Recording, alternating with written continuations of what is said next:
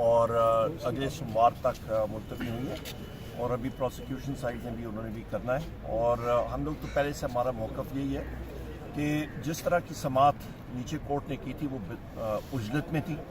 انہوں نے جس طرح سلمان صاحب نے آج بات بھی کی ہے، سلمان صفدر صاحب نے، کہ وہ اڈیالہ جیل کے سامنے کھڑے تھے اور وہاں سے آگے سے اعظم خان صاحب آگے چلے بھی گئے. تو یہ ساری فیکٹس ہیں جس کے اوپر ہمارے جو وکلاء حضرات ہیں وہ اس وقت بحث کر رہے ہیں اور انشاءاللہ تعالی ہماری یہی امید ہے کہ جو سچائی ہے وہ پریویل کرے گی. عمر صاحب یہ بتائیے گا کہ مخصوص نشستیں آپ سے چھین لی گئی، بلہ آپ سے چھن گیا، اب اسپیکر نے خط لکھ دیا ہے کہ اٹارنی جنرل یہ بتائیں کہ کیا ہے کہ آپ کو یہ بھی حق آپ سے لے ان کا بس چلے تو یہ تو ہمیں پاکستان سے ہی آؤٹ کر دیں، پر مسئلہ یہ ہے کہ پاکستان کی عوام نے ان کو آؤٹ کیا ہوا ہے اور ہمیں ان کیا ہوا ہے.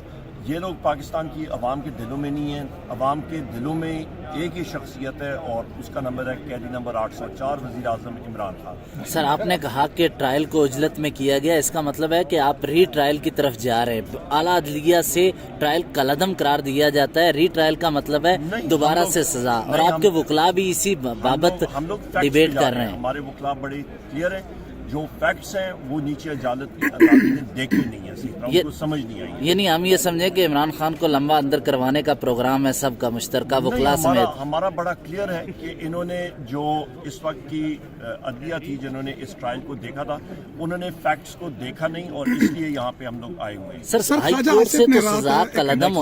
خواجہ آصف نے رات انٹرویو میں کہا کہ جنرل باجوہ نے ان کو فون کر کے دھمکی دی کہ جناب آپ تھوڑا باز آ جائیں پارلیمان کے معاملے پر. یا جنرل خواجہ آصف وزیر دفاع نے جی کیا کہا؟ رات فہد حسین کو انٹرویو دیتے ہوئے یہ کہا کہ ان کو جنرل باجوہ صاحب نے فون کر کے دھمکی دی. ایک سٹنگ وزیر دفاع کو دھمکی ملے، کم از کم اس اینڈ پہ چلیں، جو بھی آپ ساتھ ہو دیں گے اس کو دھمکی مل رہی ہے. خواجہ آصف تو وہی شخص ہے میرے خیال ہے جنہوں نے کہا تھا کہ پتہ نہیں کوئی ہڈیاں نوچنے کا تو گوشت نوچنے کا تو پھر ابھی وہ کرتا ہے، اس کا اپنا کال آف فیل ہے. میرا اس لیکن وزیر دفاع کے عہدے پر بیٹھے ہوئے کسی بھی شخص کو، اس کرسی پہ بیٹھے شخص کو ایک سابق جرنیل دھمکی دے کہ تمہیں نہیں چھوڑوں گا، کہ مجھے کون ہوتے ہو تم سینٹ تک بلانے والے یا قومی کمیٹی تک، وہ خود ہی بھگتے. اچھا یعنی آپ آئین کی پاسداری کے لیے، کرسی کے لیے؟ ہمارا کوئی نہیں ہے، میں تو ابھی آپ سے سن رہا ہوں، فیکٹس مجھے نہیں معلوم ہے، پر جو بات ہے پی ٹی آئی کے آفیشیل ٹویٹر ہینڈل نے اس کو ری ٹویٹ کرتے ہوئے پی ٹی آئی کے آفیشیل ٹویٹر ہینڈل نے اس کو ری ٹویٹ کرتے ہوئے کہا کہ ہم اس معاملے پر بھلے وہ فارم 47 کی پیداوار ہے ہم اس کے ساتھ کریں. اس کو تو یہ لگ رہا تھا کہ پولیٹیکل موو آپ نے اچھا وہ پلے کیا، لیکن آپ تو لگتا ہے باخبر بھی نہیں اس پہ.